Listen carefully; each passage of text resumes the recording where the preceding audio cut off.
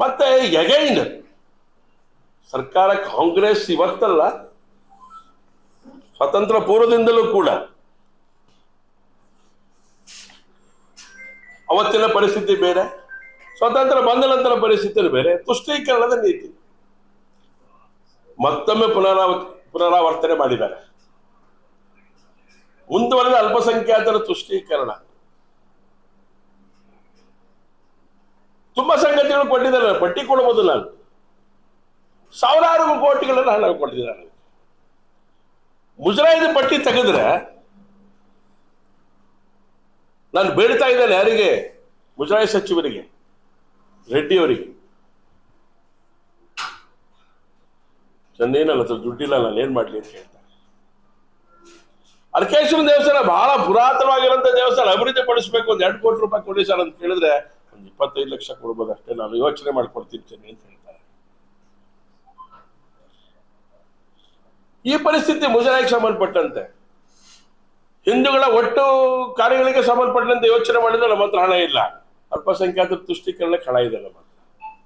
ಮಾಡಬೇಡಿ ಅಂತ ಹೇಳಲ್ಲ, ಅವ್ರಿಗೆ ಎಜುಕೇಶನ್ ಕೊಡಬೇಡಿ ಅಂತ ಹೇಳೋದಿಲ್ಲ. ನಾವು ಎಲ್ಲದನ್ನು ಒಂದೇ ತಟ್ಟೆ ತೂಗ್ಬೇಕಲ್ಲ ನೀವು. ಅದನ್ನ ಮಾಡಿ ಅಂತ ಹೇಳಿ ನಮ್ದು ರಿಕ್ವೆಸ್ಟ್ ಇರುವಂಥದ್ದು. ಯಾಕೆಂದ್ರೆ ಯಾವುದೇ ಒಂದು ಸಮಾಜ ವಿದ್ಯಾವಂತ ಸಮಾಜ ಆದ್ರೆ ಅನೇಕ ಸಮಸ್ಯೆಗಳಿಗೆ ಪರಿಹಾರ ಹುಟ್ಟುಕೊಳ್ಳುತ್ತೆ. ಅದು ಬೇಡಬೇಡಿ ಅಂತ ಹೇಳೋದಿಲ್ಲ ನಾವು. ಆಜಾದ್ ಶಾಲೆ ಮತ್ತು ಉರ್ದು ಶಾಲೆಗಳಿಗೆ 600 ಕೋಟಿ ಕೊಡ್ಬೇಡಿ ಅಂತ ಹೇಳಲ್ಲ ನಾವು. ಇದಕ್ಕೆ ಯಾಕೆ ಕೊಡೋಲ್ಲ ನೀವು ಅಂತ ಕೇಳ್ತಾ ಇರೋದು. ನಮ್ಮ ಹಕ್ಕಲ್ವಾ ಹಾಗಾದ್ರೆ? ದೇವಾಲಯಗಳ ಅಭಿವೃದ್ಧಿಗೆ ಹಣ ಕೊಡಬೇಕು ಅನ್ನೋದು ಎಂತದ್ದು ನಮ್ದು ಕೊಡ್ಬೇಕಾದ್ರೆ ನಿಮ್ ಜವಾಬ್ದಾರಿ ಹೌದಾ ಅಲ್ವೋ? ನಾವು ಇದಕ್ಕೆ ಯಾಕೆ ಕೊಟ್ರಿ ಅಂತ ಕೇಳಿದ ತಕ್ಷಣ ಕೋಮುವಾದಿ ಅಂತ ಹೇಳ್ಬಿಡ್ತೀರಲ್ಲ ನೀವು. ದೇವಸ್ಥಾನಗಳಿಗೆ ಯಾಕೆ ಕೊಡಲ್ಲ, ಇದಕ್ಕೆ ಕೊಡ್ತೀರಿ ಅಂತ ಹೇಳಿ ಅದಕ್ಕೆ ಯಾಕೆ ಕೊಡಲ್ಲ ಅಂತ ಹಕ್ಕನ್ನೆಲ್ಲ ಪ್ರತಿಪಾದನೆ ಮಾಡ್ತಾ ಇರೋಂಥದ್ದು. ಕೇಂದ್ರ ಸರ್ಕಾರ ಕೊಡ್ಲಿಲ್ಲ ಅಂತ ಕತೆ ಹೇಳ್ತೀರಾ? ಇದನ್ನ ಗಂಭೀರವಾಗಿ ಯೋಚನೆ ಮಾಡ್ತಾ ಇದ್ದೇವೆ ನಾವು. ಕಳೆದ 25 ಅದೇ ಕೆಲಸ ಮಾಡಿದ್ದೀರಾ, 26 ಅದೇ ಕೆಲಸ ಮಾಡಿದ್ದೀರಿ. ಸಾವಿರಾರು ಕೋಟಿ ಕೊಟ್ಟಿದ್ದೀರಿ. ದೇವಸ್ಥಾನಗಳ ಅಭಿವೃದ್ಧಿಗೆ ಕೊಡಲ್ಲ ನೀವು ಅಂತ ಹೇಳಿದ್ರೆ ಹೆಂಗ್ ಸರಿ ಆಗತ್ತೆ ಇದು? ಆಯ್ತು, ಶಿವಮೊಗ್ಗ ಜಿಲ್ಲೆ ಬೇಡ, ರಾಜ್ಯದಲ್ಲಿರುವಂತ ದೇವಸ್ಥಾನಗಳ ಅಭಿವೃದ್ಧಿಗೆ ನೀವು ಹಣ ಬಿಡುಗಡೆ ಮಾಡ್ಬೇಕಲ್ಲ, ಮಾಡಿದಿರಾ?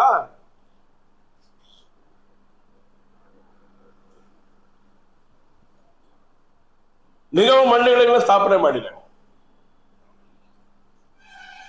11 ನಿಗಮಗಳನ್ನ ಮಾಡಿದ್ದೇವೆ ನಾವು ಸಮಿತಿಯೊಳಗೆ ತೀರ್ಮಾನ ಮಾಡಿ ಇಂತಿಂತದ್ದು ಬೇಕು ಅಂತ ಹೇಳಿಕೊಟ್ಟಿದ್ದೇವೆ. ಹಣ ಬಿಡುಗಡೆ ಮಾಡಲಿಲ್ಲ ನೀವು. ಹಿಂದುಳಿದ ವರ್ಗಗಳ ಇಲಾಖೆಯ ಮೂಲಕ, ಅಲ್ಪಸಂಖ್ಯಾತ ಇಲಾಖೆ, ಹಿಂದುಳಿದ ವರ್ಗ ಇಲಾಖೆಯ ಮೂಲಕ ನಾವು ತೀರ್ಮಾನ ಮಾಡಿ ಕಳಿಸಿದ್ದೇವೆ. ಅದಕ್ಕೆ ಅಭಿವೃದ್ಧಿಗೆ ಹಣನೇ ಕೊಡಲ್ಲ ನೀವು. ಮುಸಲ್ಮಾನರ ನಿಗಮ ಮಾಡ್ತೀರಿ, 1500 ರೂಪಾಯಿ 500 ಕೋಟಿ ಕೊಡ್ತೀರಿ. ಆ 11 ನಿಗಮಕ್ಕೆ 2 ಕೋಟಿ 10 ಕೋಟಿ. ಫಲಾನುಭವಿಗಳನ್ನ ಆಯ್ಕೆ ಮಾಡೋದು ಒಬ್ಬರನ್ನ, 3 ಜನರನ್ನ.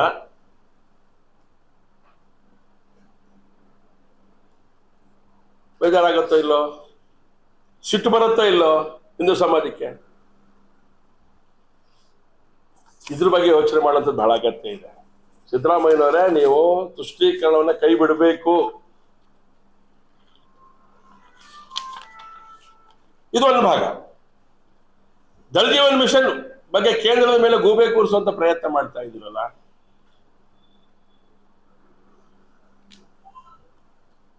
ಕೇಂದ್ರ ಸರ್ಕಾರ ನೀಡಬೇಕಾಗಿರುವಂತ 30,888 ಕೋಟಿ ಒಳಗಡೆ 11,786 ಕೋಟಿ ಕೇಂದ್ರ ಸರ್ಕಾರ ಕೊಟ್ಟಿದೆ ಈಗಾಗಲೇ ನಿಮ್ಗೆ ಹಣ ಬಳಕೆ ಮಾಡಿದ ವರದಿ ಕೊಟ್ರೆ, ಯುಸಿ ಕೊಟ್ರೆ ಉಳಿದಿದ್ದ ಹಣ ಬಿಡುಗಡೆ ಮಾಡ್ತಾರೆ.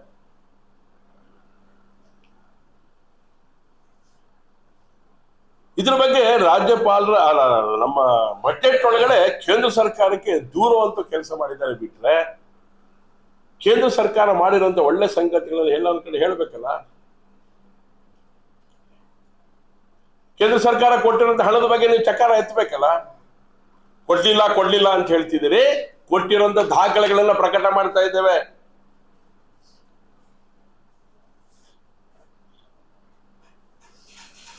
ಇಂದಿರಾ ವಿದ್ಯಾರ್ಥಿ ಕ್ಯಾಂಟೀನ್, ನೀವು ಇಂದಿರಾ ಗಾಂಧಿ ಹೆಸರೊಳಗೆ ಏನ್ ಬೇಕಾದ್ರೂ ಮಾಡಿ, ನಾನು ಬೇಡ ಅಂತ ಹೇಳೋದಿಲ್ಲ. ತಪ್ಪು ಮಾಹಿತಿ ಕೊಡುವಂತ ಅಗತ್ಯ ಇಲ್ಲ ಈ ಸಮಾಜಕ್ಕೆ, ಈ ರಾಜ್ಯದ ಜನತೆಗೆ. ಇಂದಿರಾ ಗಾಂಧಿ ಹೆಸರು ಕಿಟ್ ವಿತರಣೆ ಮಾಡ್ತೀನಿ ಅಂತ ಹೇಳ್ತೀರಿ, ಏನ್ ಬೇಕಾದ್ರೂ ಮಾಡಿ. ಕಿಟ್ಲ ಮೇಲ್ದಂಡ ಯೋಜನೆ ಮತ್ತೆ ನೆಲೆಗುದಿಗೆ ಅಂತ ಒಂದು ಪ್ರಾಮಾಣಿಕ ಪ್ರಯತ್ನ ಮಾಡ್ತಿದಾರಲ್ಲ ಸಿದ್ದರಾಮಯ್ಯನವರೇ ನೀವು.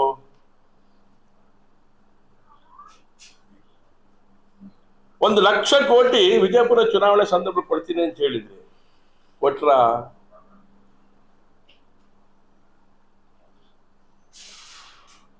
ಕಿಟ್ಟ ಮೇಲ್ದಂಡ ಯೋಜನೆಗೆ ಹಣ, ವೆಚ್ಚಕ್ಕೆ ಹಣ ಇರ್ಲಿಲ್ಲ.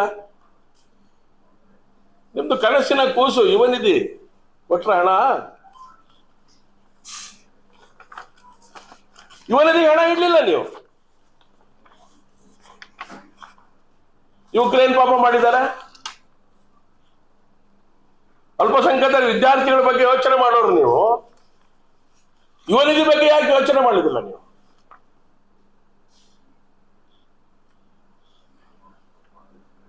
ಉತ್ತರ ಕರ್ನಾಟಕದ ಅಭಿವೃದ್ಧಿಗೆ ಗೋವಿಂದರಾಜ್ ಸಮಿತಿ ನೆಪ ಮಾಡ್ಕೊಳ್ಳುವಂತ ಒಂದು ಪ್ರಯತ್ನ ಮಾಡಿದ್ದೀರಿ ನೀವು. ಬಿಟ್ರೆ ಅದ್ರ ಬಗ್ಗೆ ಪ್ರಾಮಾಣಿಕ ಯೋಚನೆ ಮಾಡಲಿಲ್ಲ. ಹೋದ ಬಾರಿ 8 ದಿನಗಳ ಕಾಲ ಉತ್ತರ ಕರ್ನಾಟಕದ ಬಗ್ಗೆನೇ ಚರ್ಚೆ ನಡೆದಿರುವಂತದ್ದು ಬೆಳಗಾವಿ ಅಧಿವೇಶನದಲ್ಲಿ.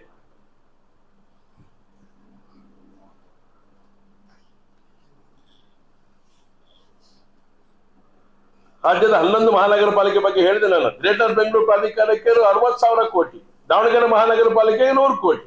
ಇದು ಹೊರತುಪಡಿಸಿದ್ರೆ ಯಾವ ಮಹಾನಗರ ಪಾಲಿಕೆಗೆ ಹಣ ಕೊಟ್ಟಿದ್ದೀರಿ ನೀವು?